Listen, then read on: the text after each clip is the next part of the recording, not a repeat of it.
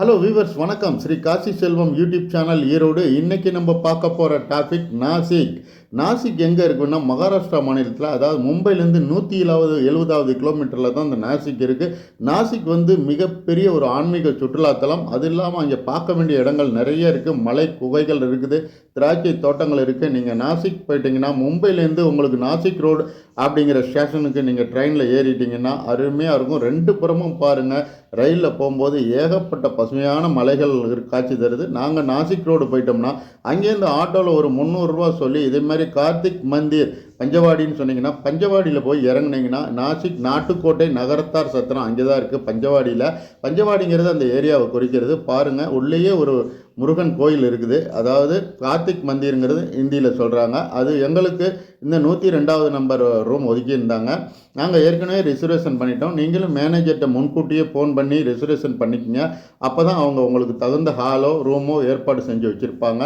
நல்ல அற்புதமான கோயிலுங்க. உள்ளேயே இருக்குது முருகன் கோயில். அந்த சாமியை கும்பிட்டு நம்ம குளிச்சுட்டு அங்கேருந்து வெளியில் வந்தோம்னா பிரம்மாண்டமான ஒரு ஆறு இருக்குதுங்க. உங்களுக்கு பிரம்மாண்டமான இந்த கோதாவரி ஆறில் நீங்கள் போய் தரிசனங்களை ஏகப்பட்ட கோயில்கள் அந்த கோதாவரி ஆற்றங்கரையில் பார்த்தீங்கன்னா அவ்வளோ அற்புதமான உனக்கு சிற்பங்கள் நிறைய இருக்குது. கோயில்கள், சிவன் கோயில் இருக்குது. இதை பாருங்கள், ஹனுமன் கோயில் இருக்குதுங்க. ஹனுமன் கோயில் அந்த கோதாவரி ஆற்றுக்குள்ளேயே பார்த்தீங்கன்னாக்கா அருமையான ஒரு லிங்கம் இருக்குது, சிவலிங்கம் சிலை இருக்குது. அதையும் நீங்கள் உங்கள் கையாலேயே தொட்டு அபிஷேகம் பண்ணி சாமி கும்பிட்டுக்கலாம். நல்ல விடியற்கால நேரத்துலையும் நல்ல பக்தர்கள் புனித நீராடிட்டு அருகில் உள்ள எல்லா கோயிலுக்கும் போகிற காட்சி தான் நீங்கள் பார்க்குறீங்க. நல்ல ஒரு புனித நீர் இங்கே இருக்குது. நீங்கள் அவசியம் இங்கேயே குளிக்கலாம், அல்லது குளிக்க ரூமில் வேணாலும் குளிர்காலங்களில் அங்கே ஹீட்டர் வசதியோடு இருக்குது. அதனால் இங்கே அங்கேயே குளிச்சுட்டு கூட நீங்கள் இந்த ஆற்றுக்கு வந்துடலாம். ஆற்றங்கரையிலேயே பார்த்தீங்கன்னா சிவன் கோயில், அருமையான சிவன் கோயில் இருக்குது. மிகவும் பக்தி பரவசத்தோடு அங்கே உள்ள பக்தர்கள் அங்கங்கே சின்ன சின்ன சிவலிங்க அந்த ரூபங்களுக்கு அபிஷேகம் அவங்களே பாலாபிஷேகம் பண்ணி அவங்க கும்பிட்ற காட்சியை பார்க்கலாம். அடுத்தது ராமர் கோயில் பக்கத்தாப்புலே இருக்குது. பஞ்சவாடி நம்ம தங்குற இடத்துலேருந்து நடக்கிற தூரத்தில் இந்த ராமர் கோயில் இருக்குது. அருமையான ராமர் கோயில் நல்ல சிற்பக்கலைகளோடு இருக்குது. அப்புறம் நம்ம மத்தியான சாப்பாட்டுக்கு ரூமுக்கு வந்துட்டோம். அங்கேயும் பாருங்கள், முருகன் சாமி கோயில் நல்லா அப்போ தான் அபிஷேகம் எல்லாம் முடிஞ்சு அலங்காரம் பண்ணி வச்சுருந்தாங்க. அதையும் நீங்கள் சாமி கும்பிடலாம். சாமி கும்பிட்டுட்டு அங்கே பக்கத்தாப்பில் உள்ள கோயில் நிறையா கோயில்கள் இருக்குது.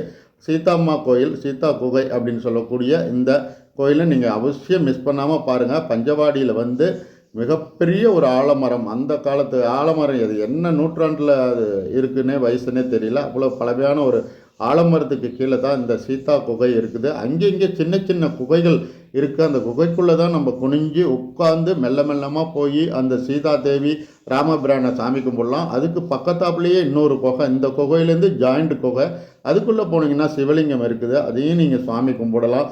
இந்த ஊரை பொறுத்த வரைக்கும் நம்மளே அர்ச்சனை பண்ணி சிவனுக்கு நம்மளே அபிஷேகம் பண்ணி சாமி கும்பிடலாம். அந்த அளவுக்கு நல்ல வசதியாக எல்லா கோயில்லையும் அமைப்பு ஏற்படுத்தி வச்சுருக்காங்க. ஆட்டோ வசதிகள், நீங்கள் எல்லா இடத்துக்கும் போகிறதுக்கு ஆட்டோ வசதி இருக்குது.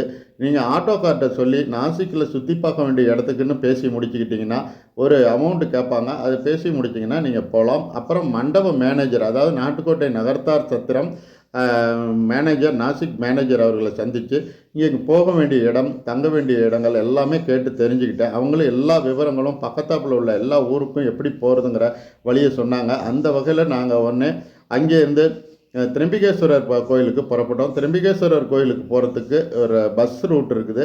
மெயின் பஸ் ஸ்டாண்ட்லேருந்து நீங்கள் 50 ரூபா கொடுத்தீங்கன்னா போதும், திரம்பிகேஸ்வரர் கோயிலுக்கு போயிடலாம்.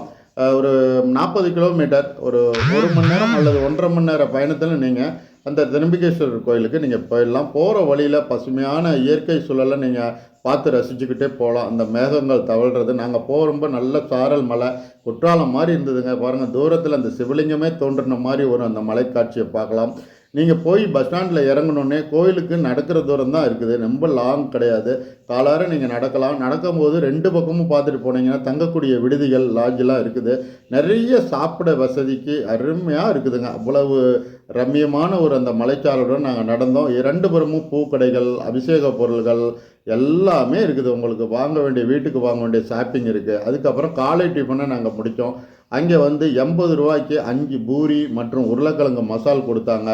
நல்லா இருந்ததுங்க. அவ்வளோ சுவையாகவும் சூடாகவும் சுட சுட கொடுத்தாங்க. அதுக்கு தொட்டுக்கிறதுக்கு ஊறுகாவும் கொடுக்குறாங்க.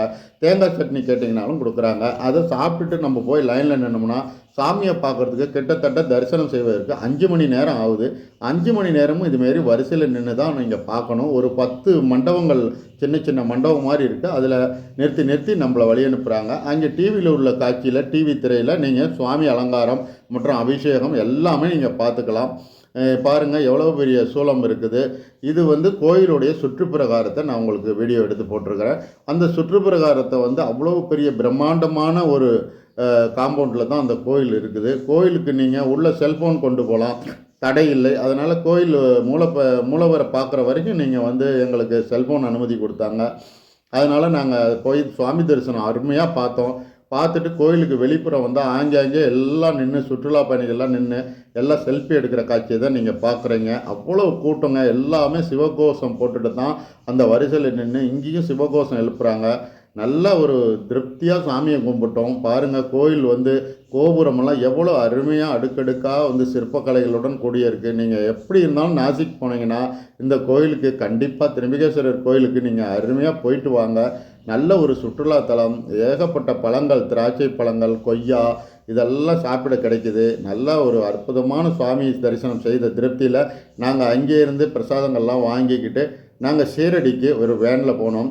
பஸ் ஸ்டாண்டு வந்துட்டிங்கனாலே ஷீரடிக்கு 250 ரூபா ஒரு நபருக்கு வாங்கி கூட்டிகிட்டு போகிறாங்க. போகிற வழியில் நல்ல அருமையான இயற்கை காட்சிகள்.